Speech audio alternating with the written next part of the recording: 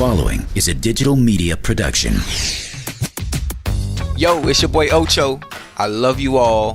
Joining me today on the Ocho and Dukes podcast, man, we have my beloved, he could never cover me, my favorite athlete, Deion Sanders. We also talk about Manicures and Pedicures and the legend himself on deserving an Oscar, Leo DiCaprio, the best, the GOAT.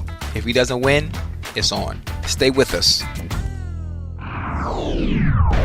Playbook Incorporated presents the Ocho Cinco and Dukes podcast, powered by digital media. Find your voice. We're talking sports with 85. PODCAST podcast with your boys Chad and Doobie. CAST 85. Chad is Doobie. Welcome to the Ocho Cinco and Dukes podcast, powered by digital media. Chad, what is going on in Ocho's world? You know what? My world is beautiful. Yeah. I'm blessed. I'm highly favored. Handsome. God is good. You know, I can't complain. My kids are healthy. They're doing well in school. I love everybody. Like, I just... Well, you didn't come on the show and say, I love you effers today. And I do love you. I love you. I love you to death. I love everyone behind the scenes that made this possible. Okay. I'm going to be angry. I got two things I'm going to be angry about. Okay. If Leonardo DiCaprio doesn't win an Oscar, I'm going to be angry. Now, spoiler alert here. So you enjoyed the movie. Man, the movie was unbelievable. I'm not going to say anything about the movie. I'm not going to say anything about The Revenant, but everything that Leo DiCaprio has ever done has been phenomenal. Not only is it phenomenal, everything he done is rangy. One role, he'll be out west, and then he'll bring you east with another role. What he's been able to do throughout his career is magnificent, and the fact that he hasn't been acknowledged for his craft with an Oscar is unbelievable. It is kind of weird, though, because for the same reason you say that about DiCaprio, and I agree with you there. See, I'm a Johnny Depp guy. Oh, you know what I'm saying? Man. From Edward Scissorhands to Willy Wonka to this last role he played as the gangster that got busted. I mean, unbelievable. I just have such great appreciation for their willingness to be, you know. And another guy, what's the cat that played in? Matter of fact, he's up. I believe. I'm about to hit you. I'm about to hit you with one too that you probably didn't even mention yet. Go ahead. Daniel Day-Lewis. Yes. Yeah. I was going Matt Damon, but Daniel Day. Okay. Matt Damon as well. Edward Norton. Yeah. I'm talking about people that make you forget who you're actually watching. Right. They get lost. Dude, when I say they get lost in their character, if you watch Daniel Day-Lewis do Lincoln and then watch him in There Will Be Blood, then My Left Foot, man, dude gets lost in he becomes the character. There's no way. It's unbelievable. Unbelievable. But right now I'm focused on DiCaprio winning an Oscar. If he doesn't win an Oscar, which I will be attending this year, I'm storming the stage like Ye did. Oh, no. Please don't. Are you going to grab it from him? I'm going to grab whoever wins Best Actor, where I'm sure DiCaprio will be in the title for that running. And I have to. That's like, come on. If they don't want to acknowledge him, I'll do it for him. So I'm going to the Oscars. I'm not playing. I'm serious. I'm going to the Oscars and will take the stage on behalf of DiCaprio if they don't want to acknowledge the work that not The Revenant. Forget The Revenant. Okay? Right. I need you to acknowledge him for way back in movies like Catch Me While You Can. You know, that's Lifetime Achievement Award then. We can't do a Lifetime Achievement Award for dude. He's either got to win with the category that's there. No, man. They're not respecting his craft. I don't know who he pissed off in Hollywood, but they're not respecting his craft. Well, he's not the only one, because think about it. They're doing the same thing to Will Smith. Oh, man. I mean, dude killed that role. Man. Did you like Concussion? I did. I mean, it scared me a little, because, obviously as a retired player and this Boston University study, I mean, they didn't just make this stuff up. The numbers they exhumed the bodies of 92 NFL players. 88 of the 92 had some signs of CTE. So for me, I got to believe that, I've, got some semblance of it. Right. And that doesn't mean you fall apart, but still those numbers are those numbers. So it definitely struck home. And then I played against those guys too. Mm-hmm. So that made it even a little bit more powerful for me. But getting back to Will, man, I just thought he killed it. He did.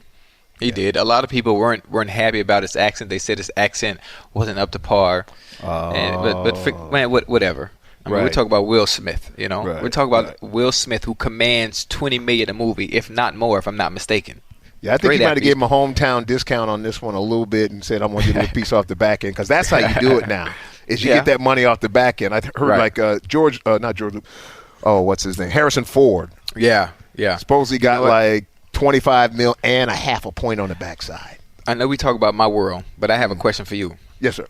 Your thoughts on no black actors being nominated for any Oscars? I'm just curious. I'm curious to hear your thoughts on that. I'm stunned a little bit. Okay, let's talk politically. California is kind of not recognized as one of those kind of southern states. If everything was being generated out of, say Alabama or something like that, I could see maybe some bigotry or something like that in there. You know what I'm saying? This is California we're talking about. I'm just curious to know what the criteria that the people who are voting on, and I don't know the selection process. Right. I'm just curious as to what they're looking to. What they're looking for. I just don't know. I have a question. This is a thought of mine. We have 12 Years a Slave, right? Right. Which did outstanding. We have NWA, Straight Outta Compton, basically, which did outstanding. Yep. I'm going to leave it alone right there. I'm just going to leave it alone like that. Well, now, did 12 Years a Slave not get any nomination? I thought that guy got a nomination. They got everything. They won it all, you're saying? Oh, it was I can't remember it. So 12 Years a Slave did win it all, and you're saying I don't want to say win it all. Well, but they won a lot. I'm depicting the roles that had to have been played, that had to have been played, and I will let the people that's listening do their homework. Do your homework. I have to do my homework. Okay. Do your homework. All right. And then we have NWA, Straight Outta Compton again, which did phenomenal. Maybe the roles that had to been played, they didn't meet the expectations or they weren't as well. But the actors, Chad. I mean, I know Cuba. I know the players. Those folks who acted in those roles. What's his name? Cube's son. Yeah. Did a phenomenal. I kept telling him. I saw him in the airport. I said, I kept seeing him thinking it was you. It was freaking me out. Yeah. So crazy. Yeah. I don't know. Hey, Chad, I do got one little thing to talk to you about, though. This is kind of sensitive. Normally, you're a trendsetter. And I noticed on Twitter the other day, I was watching you, and you made the comment that you actually wore the same thing twice. Oh, the same outfit? Same outfit 2 days in a row? Did you say that? Oh, yes, definitely. That's violation. Would Tom Ford wear the same outfit 2 days in a row? You know what? Probably not, because a lot of people would see Tom Ford the first day he wore that outfit, which would second guess him, or he would second guess himself and wearing it again, being that everyone saw it. Okay. See, I have a different philosophy. Okay. I have a different philosophy that I go by. All right. If I wear something and I feel I look good in it that day, right? I feel I owe myself. And I can wear it the second day as well, because I want to carry on that feeling I had the day before into day number 2. I got to call BS on that. I'm just telling you. Oh, that's just wait a minute. That's just one philosophy. That's just one on how my mind works. Again, if I wear something one day, let's say I wear it on a Monday, and I don't think enough eyes were set on me in public. If I feel enough people didn't see me in this outfit, I want to make sure I get my money's worth out of this outfit. So if I pay $60 for an outfit, I'm going to get all $60 worth. So if I feel the eyes that have seen me, they only saw $20 worth of that outfit, I'm going to get the next $40 out of that outfit the next day. Until I feel, you know what, I can't do this no more. Okay, I can buy that a little more than I can buy the first girl thing. I've seen you in some stuff on the runway. You got a little silver, your little tuck silver black tie joint that's off the chain. I know you weren't wearing that again the next day. No. There's certain pieces that you can't repeat. There's certain pieces that you can't repeat. But you have to understand, I'm one who is very, very cheap and very frugal. So my everyday attire is very inexpensive. Therefore, if I feel enough eyes didn't see me, I'm going to repeat it. Sometimes a second, sometimes even a third day. sometimes even a fourth. I've done it on Twitter where I've worn the same thing all week just to prove a point to people. You don't have to be fresh every single day you walk out of the house. Sometimes I look at celebs and they are fresh from head to toe. Every single day, different outfit, different shoes, different bag. And then, that's a rub off on society. Everyone else is trying to keep up with that. You don't have to do that. You don't have to keep up with that. It's impossible, because the individuals that are doing it are making, the means that they have to be able to do so are ridiculous. The clothes that they're wearing, they get for free. The shoes and the bags, they get it, for a reason. So you trying to keep up, you breaking your back to spend your hard-earned money trying to keep up with who or whoever it might be. It don't work like that. Hey, look, it's okay. I'm rich, and I'm wearing the same thing every day. It's okay. Just change your shoes up. You change your shoes up and feel like a different outfit. Speaking of shoes, let's talk about manis and pedis. It's funny, I saw you the other day over there. The one thing that I always have done for me, and literally, now just think about this, of all the stuff that's in my life personally, the only thing that I do for Jamie Dukes is manicure and pedicure. And I tell the people when I get there, don't rush me. I will be there for 2.5 hours sitting in that vibrating chair. Just me and my music. There is nothing like, but let me ask you this. Why do you think men, and I know you're a man, these are some things that we have in common. Why do you think men are so opposed to getting manicures and pedicures? I don't know. I don't think that. I think a lot of men, a lot of people in society feel that manicures and pedicures aren't masculine. They feel like it's not masculine. More so sometimes the younger generation, not understanding the importance of a fresh manicure, a fresh pedicure. A woman loves a man that's well groomed. Not just your haircut. Right. Not just a woman paying attention to your shoes, but there are a lot of women that pay attention to your nails, And then when you get comfortable enough and she gets the opportunity to look at your feet, and your feet being well groomed, that's being complete. There's nothing wrong with it, but then you also have to be comfortable within yourself to be able to do so, because not very many people can pull it off. But it's just weird how guys just don't seem to get it. And it's frowned upon. It's frowned upon. Everybody wants to be cool. Everybody want to be, nah, man, I ain't. It's okay to be well groomed.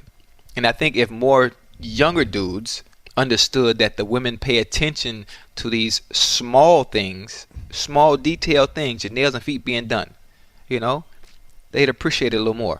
But so are you saying, and I'm not picking on Lil Wayne, I'm just going to say the Lil Wayne generation. So are you saying that the Lil Wayne generation per se doesn't understand it? Or it's just something that's not a priority to them? And again, I'm not picking on Lil Wayne. I'm just saying I wouldn't say the Lil Wayne generation, because Wayne might be one that I know he does. Up he does. I know he does. Yes. Right. Yeah. He keep himself up to par, Right. But right. I think in general, I shouldn't even say generation. Some people in society, regardless of age, regardless of ethnicity, they don't feel it's okay to get your nails and feet done as a man. If anything, I don't know if it makes them feel less of just that in general, but it just, like, I get it all the time, because every time I go every Friday. I've been going every Friday since 1995, when I was getting a check from McDonald's, when I used to work at McDonald's on 62nd Street, and that used to be an importance of mine every Friday, going to get my nails and feet done. I remember how much it used to be, because it was a little cheaper back then in the 90s. Right. $18.75 to get both done. $18.75 at so Liberty you got Market. 3 hours of work in, so you're going to work 3 hours at McDonald's a week for your mani-pedi. And be ready. What was that like, McDonald's? And because I worked at Winn-Dixie. I bagged groceries at Winn-Dixie. Oh, you worked at Winn-Dixie? Yeah, so I was football star by day. And for you, it was, and then fry hop by. What was that like coming up? Because you were a baller in high school, obviously. But I needed the job. Sure. Oh, we all did. I needed the money. I needed the extra money for shoes. Shoes in high school? Yes. You understand, I had no responsibilities because I was living under my grandmother's roof. You know the joy of being able to pocket your entire paycheck? Right. Do you know the joy of coming home with you 15, 16 years old and having $800? What? Right. With no responsibilities? Oh, man, please. You talk about balling? That's balling. Isn't it amazing? Could you imagine? More? Could you imagine being able to go back to that right now and not have the responsibilities that I have right now, or the responsibilities you have right now, where everything you pocket, it comes to you, and not Uncle Sam, not your light bill, not your mortgage, not your car note, not insurance. Man, don't get me started. I can keep going. Wife, or significant, don't get me going. But that's how I started with the thing. That's why I said, even to this day, that is the one thing that I do for me. And I think that everybody should have something. I'm not saying it's mani-pedi, but because you will implode with the pressures that you just mentioned that are on us as men and women, for that matter, if you don't find that thing that you do. Right. Is that also coffee for you? Is that also part of your Starbucks thing? Because it is. And the funny thing about the Starbucks thing, and you could say Starbucks and Cuban coffee, because the whole Cuban coffee thing really started off as somewhat of a negative that I was doing in high school. And I hate to say this, but I would skip class, and this is when my cigar smoking started as well. When I would skip class at Miami Beach Senior High School on South Beach, 10th grade. Oh, my grandma gonna kill me. I would skip class sometime, and you have to be outside of a 10-block radius of the high school, or the police, the school police can pick you up and take you back to school. So the 12th block for me is David's Cafe. David's Cafe is something I still go to every day and tweet about. I even have my own special there. I would sit at David's Cafe and drink cafe con leche, man, 2 and 3 and 4 and 5 cups in one sitting, and smoke cigars. I'm in 10th grade because it's not the pressure of school was too much for me, and I would skip class sometimes. Yes, I skipped class. And that's where the whole cigar and coffee fascination started. Were you too old? Were you an old man in high school? I was an old soul. Yeah. I was an old soul. Was that grandma's influence and her friends? It might have been my grandfather. It might have been my grandfather. He didn't drink alcohol. I still don't drink alcohol to this day. I've never had a drink. There are two people I know on this planet that have never had a drink of alcohol. Actually, one, but don't drink. You and our guest later on in the show, our first guest later on in the show, and Deion Sanders. Because I tricked Deion one time. You remember Fat Tuesdays? You remember the little Fat Tuesdays franchise? It was the Slurpee drink. They put the grain alcohol in there. It was a grain alcohol Slurpee. Yeah. So Deion and I, we had a salon back in the day. So it was right next to a Fat Tuesdays in Buckhead. Okay. And so one day, because like I said, Deion has never drank or smoked, just like you, ever in his life. But I said, man, try this Slurpee, man. This stuff is really good. And he took a sip off of it, and he just looked at me. So I can actually say I was the only person to ever give Deion an actual sip of alcohol, but he's just like you, too. Has never had a drink other than that sip ever in his life. I remember, I forgot what game it was, and TJ Houshmandzadeh tried to get me like that on the plane. They were playing spades. And the stewardess already knew what my order was. So I get apple juice every time we on the road on the way back. And some of the players, not saying Hoosh, but some of the players always had those little tiny bottles of alcohol. Yeah. Like when they give you like a perfume. At the hotel. Exactly. Yeah. Man, and he sprinkled a little of something. I don't know what it was, but it was strong. And it was so strong, as I was bringing the cup to my mouth, I was able to smell the difference. That's how strong it was. And my lip, it touched my lip. And it burned my lip, and I didn't even drink it yet. Man, never again. Never again. And now to this day, since that day, TJ almost fooled me. I smell everything. I smell it before I drink it every time. Even if it comes from the back and the waitress brings it out, I just smell it. I don't know. It's just something that I do. That is crazy. You are listening to the Ocho, Cinco, and Dukes podcast, powered by digital media. It's the Ocho, Cinco, and Dukes podcast. This little segment we call Love and Mishap. And we have the honor, and I'll say the honor, and I'll speak for Chad on this one, and Chad can speak for himself. Longtime friend. Our very first guest, Chad, is who? The legend, the GOAT, probably the greatest to ever play the position. He could never cover me, though. Deion, Primetime Sanders. How you doing, big boy? Fellas? You know what? I just wanted to know, first off, was there a negotiation of the Ocho Duke show? Was it ever a consideration for Duke's Ocho, or it always came in as Ocho Dukes? Yeah, I think it was like the Twitter following. It was like 17 million and 26 for me. So I think that kind of, Yeah, that set the tone.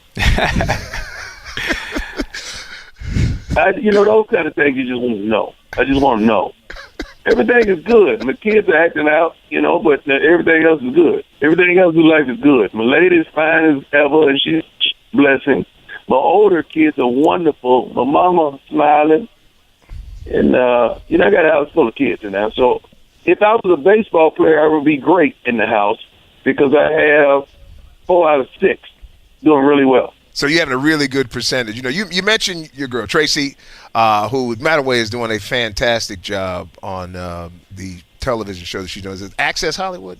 Extra. Yeah, Extra. And we've been talking, there's this philosophy, you and I, we talked about over the years, and Chad, you've experienced this too. And I just want to get you guys feedback on, I have a philosophy that two kings won't work. And basically that means that from a man and a woman, so like, for example, you take Jay-Z and Beyonce. Mm-hmm. Jay-Z's a king, Beyonce's a king. Two celebrities in relationships, it's virtually impossible for them to work because both sides are used to being the king. But it looks like it's working pretty darn good to me. Well, for them, I grabbed the one, but the numbers are far working in the other favor. True, but I grew up in an era, Jamie, where it was Sonny and Cher, Donnie and Marie Osmond. It was Donnie and Marie weren't married; they're brother and sister, but Sonny and Cher were. But brother, so it was two working together. Two kings working together, right? Right. It was George and Wheezy. I grew up in that era. Lord and James. That's the era we grew up in, man. Cliff and Claire. Mm-hmm. That's all we saw. Yep. So that's what we emulated. That's what we desired. That's what we wanted. Although we wear our capes around the house, we do that. But I don't mind having Superwoman because I'm definitely Superman. Jamie, I just left L.A., and I had to do a TV show up there on Wednesday, so I got to stay the entire rest of the week. And you don't know how wonderful it felt to just lay up in all my lady's luxury in Beverly Hills while she went to work all day. You have no idea, man. It did something for my manhood to know I was just laying there being pampered by housekeepers, but I felt good. I got to see it from the other side. I said, so this is how it is, huh? It made me feel good, but I had to think about the feeling. Because I felt like I was stealing or something, just laying around all day in luxury. It did something to me. But Chad, I guess from your perspective, because obviously you had a high-profile relationship also. See, I don't know if everybody can handle once you've been a king. And that's the question I had. To me, I would think any man would love a woman who is able to not only hold her own, but at the time, as a man, we take that cape off of being able to be the provider. She's able to step in and be able to do the same thing, allowing us to sit back and relax for a change. But what comes with that is, like Jamie spoke on, that is like having two kings. Sometimes in today's society, I think men rather feel the feeling of a woman actually needing him than actually having a woman that can do without him. Finding a woman that is of equal value when it comes to earning potential or making the same amount of money. I think men shy away from that. They say that is something that they would like. They say it's something they would need. But, I think men, on the other hand, especially in today's world, want a woman that needs him more than so a woman that's able to take over when he wants to take a back seat. I do agree, but let's not misconstrue this. Chad was a king. I've been around Chad on several occasions in his past situation, and Chad definitely was a king and sat on his throne. Lovely, by the way, sat on his throne. Lovely. So, looking back over our shoulder, we want the best of both worlds, but we also are natural providers, Jamie. And it does something to a natural provider and a real king when his queen, so to speak, puts on her cape every now and then. Now, we don't mind, but it's not our natural habitat. Right. Because I'm a natural giver. See, a natural giver has a problem with receiving.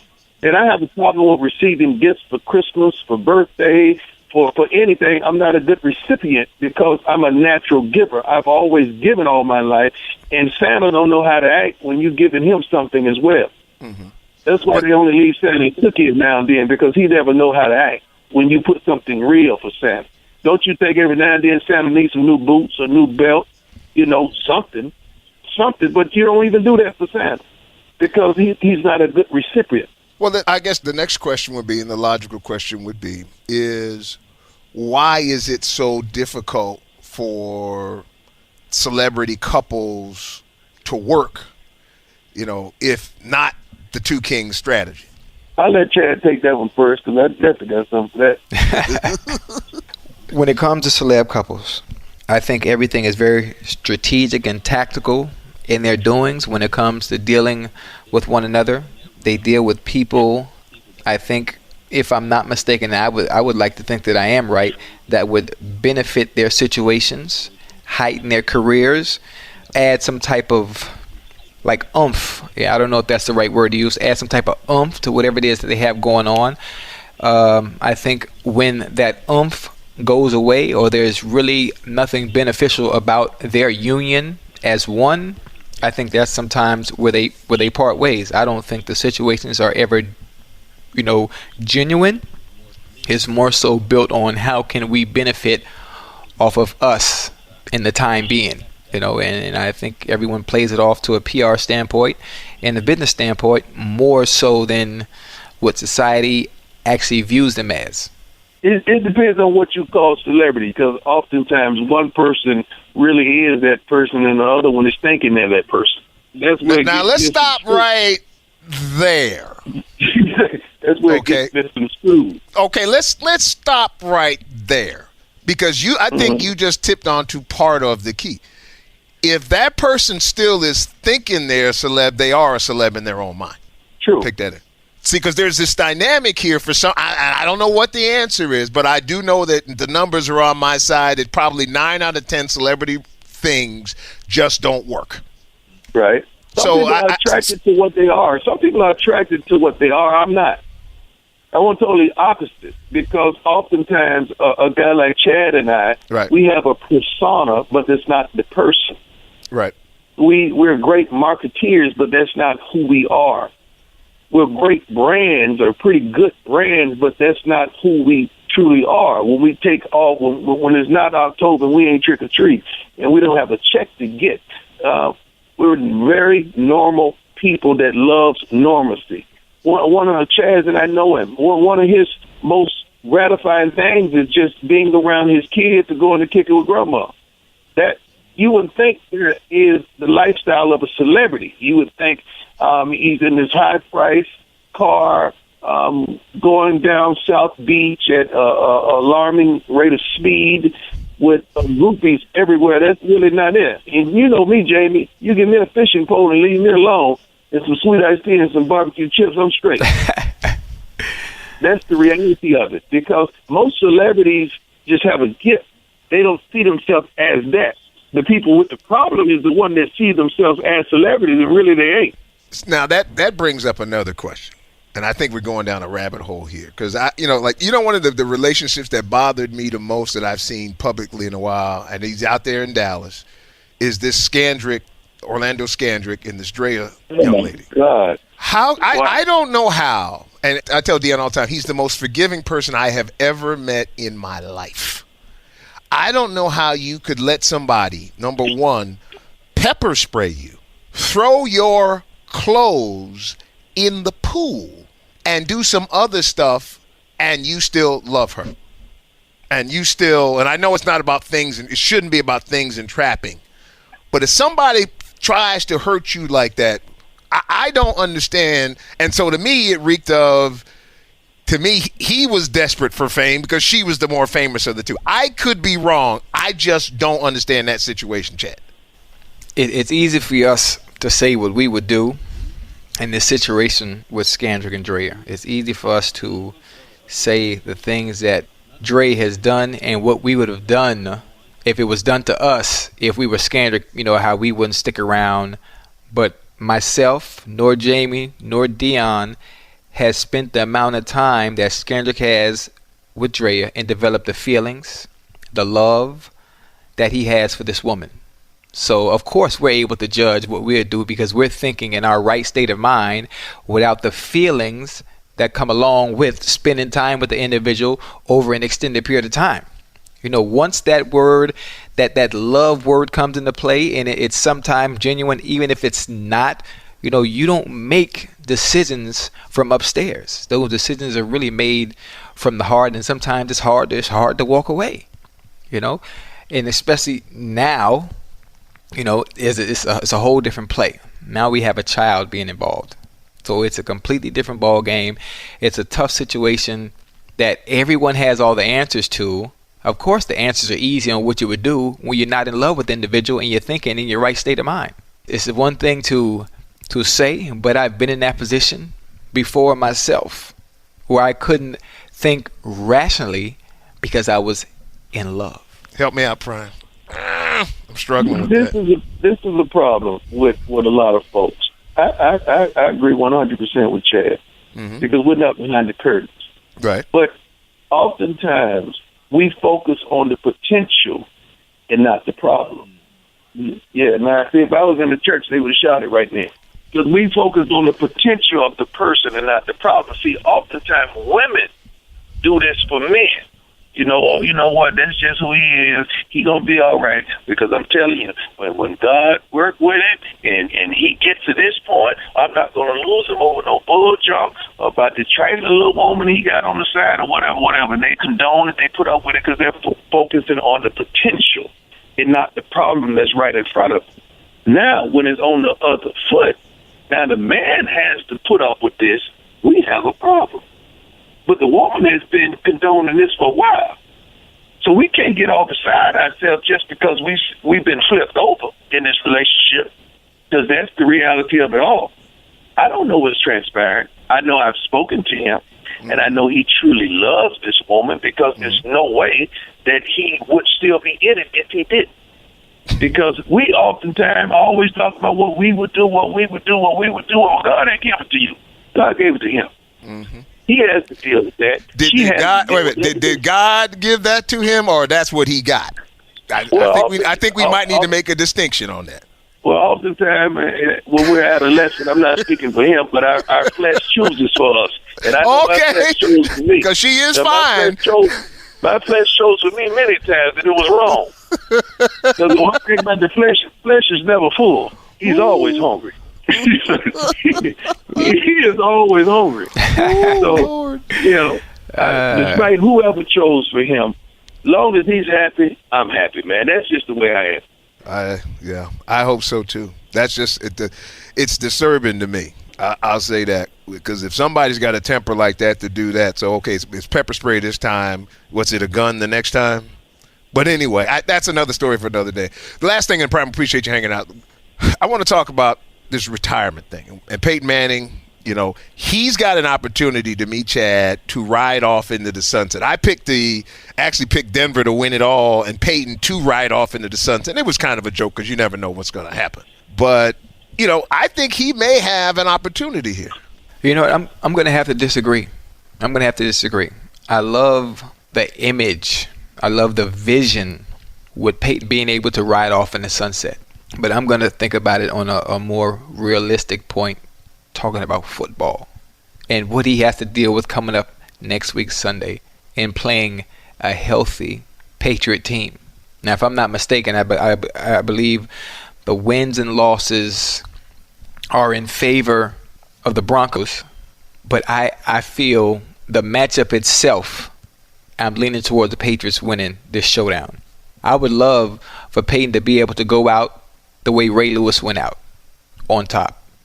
I would love for Peyton to be able to go out the way Jerome Bettis went out on top. That is the beautiful football ending. But I just don't think he's going to get the opportunity to do it quite like those other two stories ended up. I don't know about that one. Jamie, tell me this, Jamie. Yeah. On paper. Yes. Everybody, we all envision our careers right up into the sunset like Jerome Bettis did. But honestly, that just don't happen. I wish I could have high stepped at least 60 and kept going right out of the tunnel and walked on in to a secure position on television somewhere, but it just don't happen like that. Peyton Manning, I'm going to give you 3 scenarios. You tell me which one. Mm-hmm. Now, Peyton, if he had lost this past weekend, okay, they'd have criticized him. They'd have did their due diligence. Now, if he loses to Brady, is that worse than losing last week? Or you get to the Super Bowl and lose on the world's largest stage. Mm-hmm. Because one thing that we're not saying he's going to win. We're saying, when are you going to lose? Because we don't see the Peyton that we've seen before that could propel his team into a whole nother plateau. We don't see that. Then he's playing against the best, arguably, that ever was in Tom Brady this week. Usually Peyton propels his team to victory. This past week, he was just on a winning team. Right. There's a difference. But my retort to that would be this, though. I think this is the kind of team that Peyton's probably needed to be on. Because I think we all would agree, if not the best defense, Denver has one of the best defenses in the league. And they are winning with if you wanted the ideal Super Bowl formula, the Denver Broncos are built with that formula.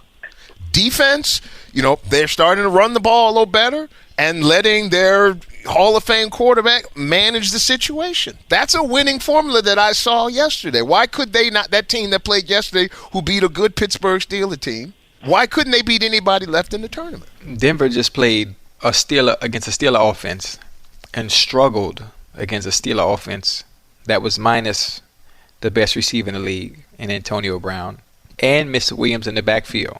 And Pittsburgh still put themselves in the position to win that game if it wasn't for an unfortunate fumble.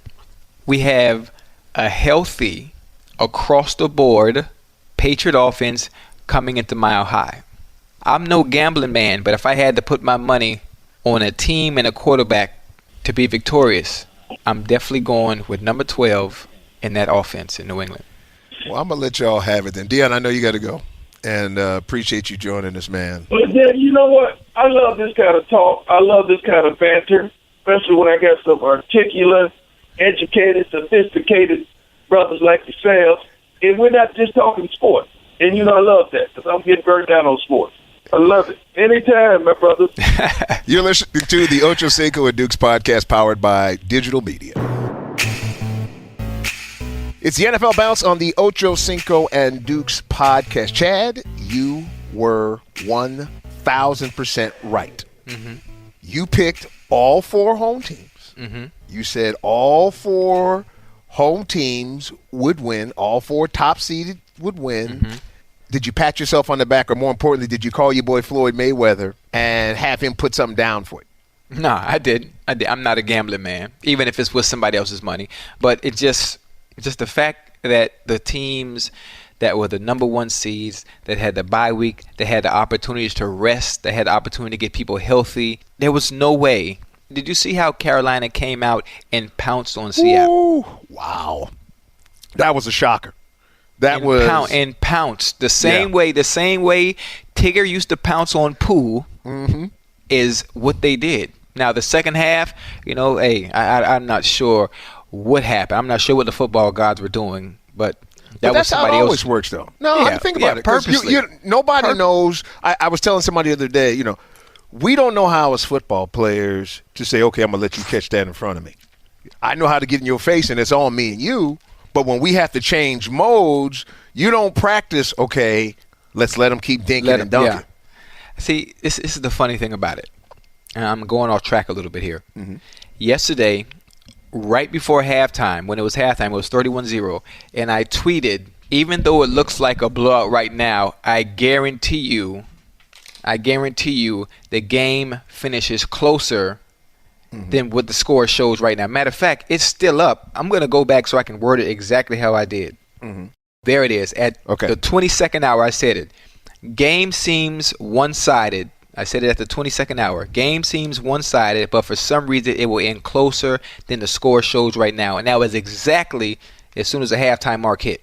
Because for some reason, I don't know how, every game always ends closer than what the blowout shows at that moment. I haven't seen a blowout in the playoffs in a very long time. Right. Well, then week 1, the Texans, that mess that they put out. But you're right. You very rarely ever see that. What team that you saw, what impressed you most? If you had to pick one team specifically.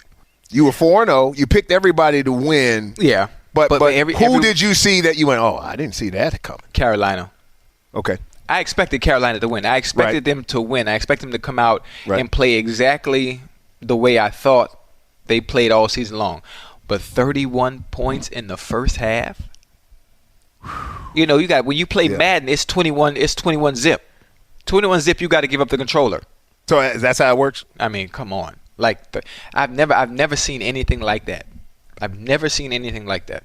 That was unbelievable. They played well across the board, defensively, offensively, special teams, across the board. Of course, I don't want to say they laid down in the second half. What happens if there's a little bit more time on the clock for the Seattle Seahawks? Oh, no. What happens if there's more time on the clock? Yeah. So I'm not sure what happened, but they played well enough within the 4-quarter time limit or the time that is allowed to where they won. But I thought they did a decent job, too, of kind of finishing them off. When it was all said and done, they certainly stuttered and sputtered. Mm-hmm. They were, and you know how this works. Every first down basically is 2 minutes.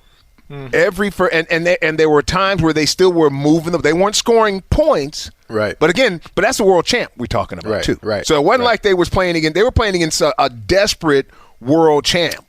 So, for them to be able to kind of do what they were able to do, I wasn't nearly as disappointed in the fact that other than you also know we got to shrink the game. So we got to run the ball. Exactly. Yeah. Exactly. But let me ask you this, though. Why do you think – it's amazing to me. Why do you think people don't like Cam? You know what? I'm not sure. They can't. I mean, if they don't like Cam Newton. By the way, what you smoking on right now? Hang on before we do that. What cigar are you smoking on right now? What's the name? Give me the name brand. What you doing? What's your Monte Cristo. It's a Monte Cristo. You're just strictly a Monte Cristo guy? That's just it? No, you know what? I smoke everything as long as it's mild. Right. Okay. I'm ready to go. Okay. I'm ready to go. Back to why we don't like Cam. Okay, back to why people don't like Cam. I'm sorry. I'm not sure for any reason or what reason you wouldn't like Cam Newton. His play on the field speaks for itself. Mm-hmm.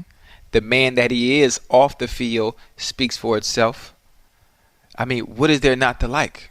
He's humble.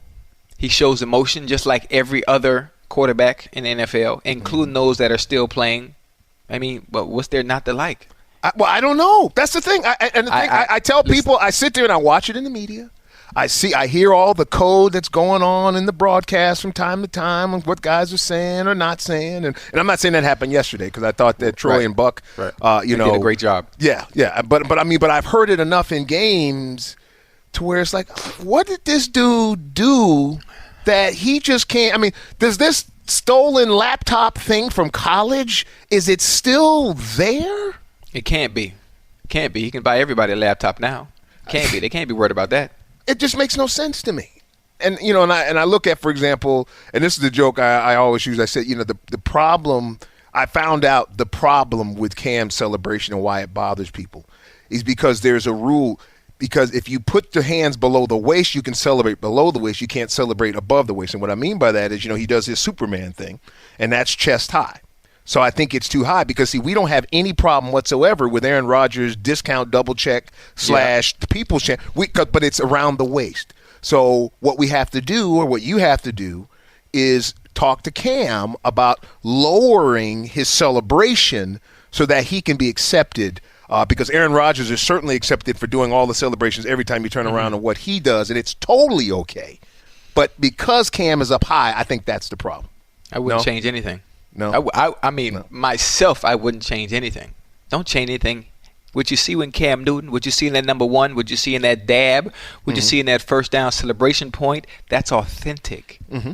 That's original. I mean, that's original. That's Cam Newton. Don't be anything other than yourself, because then that's not you. You know how happy you have to be with yourself to go around and parade around and only focus on pleasing others so that they like you. There's no way you can be happy that way, because you can't please everybody. You can't please everybody. Life is too short to be pretentious and pretending you're somebody that you're not. Why? Why do it? Because I remember trying to do it at one point. I remember trying to make everyone smile, trying to make everyone like me. And for some reason, every time I turn around, somebody would have an issue. And somebody else would have an issue. But I was like, wait, but I do this to make sure that you like me. And at that point, very early in my career, I was like, forget it. Let me just go back to being Chad Johnson. The same Chad Johnson I was in 1996, 1995 when I worked at McDonald's. Let me play the game of football the same way Chad Johnson played the game of football at Liberty City Optimists in Liberty City back in the day, when nobody was writing about him, when nobody was watching me, nobody was paying me attention in high school.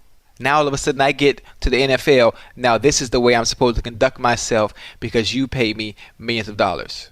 No, it doesn't work that way. I'm not here for the money. The money's great because I reached a point in doing something that I love that I get paid for. I get paid to do something I love, yes. But you weren't here all along, and this is the way I was taught to play football, and I'm going to continue to play football this way until my time is no more, and that's what I did. You bring up an interesting, I'll say it this way, and I remember thinking this about you and I want to say, and I don't know if it was what year was it that you said that you did not have a good year because you stopped talking? What year was that? Was it New England, I think, right? Was it to New England? I thought you did something also. You did something. You made an adjustment, and I don't know whether it was after the backlash from the Hall of Fame check, which I still think was one of the coldest gangster moves. Well, let me see. But you did something. But you changed something after that year. Or there was something that you did that you kind of dialed it in, and I was always curious as to what you were thinking, and did that get to you, the backlash that you had because you put that yellow jacket on and having fun and people were offended? I don't remember. But what I did do was, and what I knew it was going to happen or is going to happen, which happens with most of those that are like myself, that are somewhat outgoing and they have you have personality. I was great. I was great for the game of football. I had fun. And there are politics that comes. Everyone talks about the Hall of Fame and that being the ultimate goal. That is a great achievement. But my whole thing was, I go way back in remembering how hard it was just to get out of Liberty City itself and make it to the NFL. Just being able to make it, the odds were stacked against me in general based on my surroundings, even making it to the NFL in general, period. So along with just getting there, now that I'm there, I have another obstacle. Now I have to find a way to succeed. Now I have to find a way to be great. How do I find a way to be great and still remain myself? I think I mastered that for a good 8-9 years in a row. I did a really good job at it, doing it my way and balancing it out to where I was able to be productive and entertain millions at the same time. Hall of Fame. I felt, I'm going to have fun and do a fall induction, because when the time comes, but you know how long they're going to make me wait? Even if I even get in. That's even if I get in. Do we not, as society, understand the politics that goes into that in general? Do we not? So I'm already satisfied because I inducted myself, as far as I'm concerned. As far as I'm concerned, I've already had my ceremony. I've had my time, because I can see it now. They're going to wait until I'm dead and gone. And I'm not here to actually live out that moment. So I lived it already. I'm not concerned with it. I've had my fun. My time is up. Now I'm enjoying being a fan. And I'm okay with that. You're not going to make it to the Hall of Fame. So? You know what I went through to even get to the point of being able to grace the NFL stage? Right. Man, I wish I had the numbers and statistics to put up of individuals that come from where I'm from that have actually made it. Right. Man, please. Let me stop before I tear up. I hear you in there. You bring up a interesting scenario for this year's Hall of Fame induction, because the guy going in this year who should be a first ballot Hall of Famer. I'm not convinced. I'm not. Well, no, I'm talking about who? T.O. Yeah, you heard me say the GOAT over Jerry. Oh, one of them. We can't just have one GOAT. That's not fair. No, there is only one. That's what the GOAT was supposed to be. It's the greatest of all time. Okay. Hey, let me tell you something. That boy T.O., man, I know. I love me some me. Hey, yeah. Look at the numbers. Forget the numbers. The numbers alone. Yeah. There shouldn't even be an induction. Just put it. He's in there. Right. But the politics that come along with it, what are they going to do? What are they going to do? They're going to do the same thing they did to Charles Haley. I fear. Thank you. I fear they're going to do this because they don't. And here's my thing. And I have this problem with voters. And forgive me, and it sounds arrogant, and this ain't going to sound. It's like, for example, I was talking to one of my buddies the other day, and we're talking about like Ken Griffey Jr. There were 3 people who did not vote for Ken Griffey for the Hall of Fame. And I think there's been other great players. It's like these voters who've never accomplished anything in the sport have the audacity to say, well, T.O., he doesn't deserve to go in the Hall. I don't understand that, bro. Personal. But who are you? That's my point. But who are they? What have they done to accomplish anything that they could get in the place, put their impetus in getting in the way of history?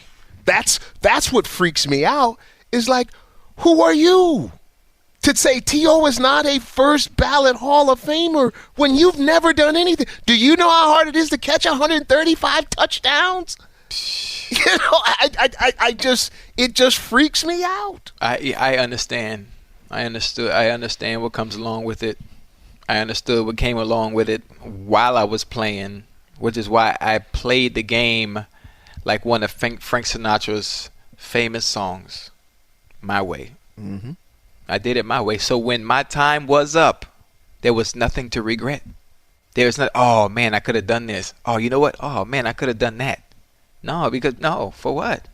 Because your time is up, man. They don't care nothing about you. Period. So while you're in it, have fun, milk it for what you can, because the window sometimes is small, but I was able to squeeze out 11, 12 years. That's a long time. Mm-hmm. That was enough. Oh, you know what? I know how that Hall of Fame works. Let me go ahead and induct myself right now, and I think I deserve it. That was my moment. I've had my moment already, that moment that you're probably not going to give me once it's time for me to be elected to that illustrious place that so many have had the privilege of going. Because I understand what comes with it. I don't want to play your game. I don't want to play your game by your rules so I'm able to get up there and walk across that stage. I don't want to play that game. I don't want to pretend I'm somebody that I'm not to appease you when you probably really don't like me anyway. Mm-hmm. So let me go ahead. I did it my way. I'm done. I'm at peace. If it happens, it happens. Thank God. If it does happen, I'll probably be dead and gone. But I'm good. I'm set. I'm straight. Well, maybe someday they announce you at the Super Bowl. Speaking of Super Bowls, by the way, let me tell you about our friends at SeatGeek. You know, you've seen Kayak or Expedia where basically they both aggregate all of the great hotel rates and travel rates in one place. Well, that's exactly what SeatGeek does as it pertains to tickets to games such as the Super Bowl or even concerts. And so our friends at SeatGeek have a very special offer right now, and it's because my man Chad here in his infinite wisdom said, hey, we got to give the people something. So for all first-time users of SeatGeek, and I'll tell you how to get it in just a second. Chad, how much money are we going to give back to the people for first-time users to entice them, to show them how great SeatGeek actually is? You know what? I'm giving them enough to where they'll be able to go on a first date. Because a first date shouldn't exceed this amount. Okay. And that's $20. $20. First date should not exceed $20. We'll have to talk about that a little bit later on in the show because I don't know what you could get these days for $20, but that's exactly what we're talking about here. Here's, by the way, all you got to do is download the free SeatGeek app and then click on the tab, and there's a promo code. And so, Chad, give us a promo code that will work so that the folks will know that you were the guy that gave them the $20. You know what? With the promo code, and this is going to go hand in hand because with that $20, this is how much you should have left after the first date. That Ocho. Ocho. And that Ocho's for 8. Ocho is the promo code. Yeah, but you need that Ocho for the pay tax. But anyway, so all first-time users will receive a $20. That's right, a $20 rebate on your first ticket. Now it's time for Child Please. Chad, what is your Child Please? All right, my Child Please for this particular episode is going to be Meek Mill and 50 Cent. You know, and what did they do? Now, what did they do? I love my brothers. I love them to death. And I'm not sure I think Meek Mill must have said something in a verse of his in a mixtape that just dropped. Matter of fact, y'all go get that, okay? Because I support everybody. Y'all go get that. And then 50 Cent didn't take a liking to what Meek must have said in the verses which were directed towards him. So 50 Cent took to Instagram and he made multiple memes about Meek. And then Meek Mills shot back at 50 Cent via Instagram and said certain things about him. Now, this is the Child Please goes to them. I love both of them. I support both of them as artists. Both of them do their thing in their respective crafts. But this is the thing. When it comes to music, rappers always beef. Sometimes it comes with the territory. Sometimes it's, publicity. Sometimes it's good for marketing.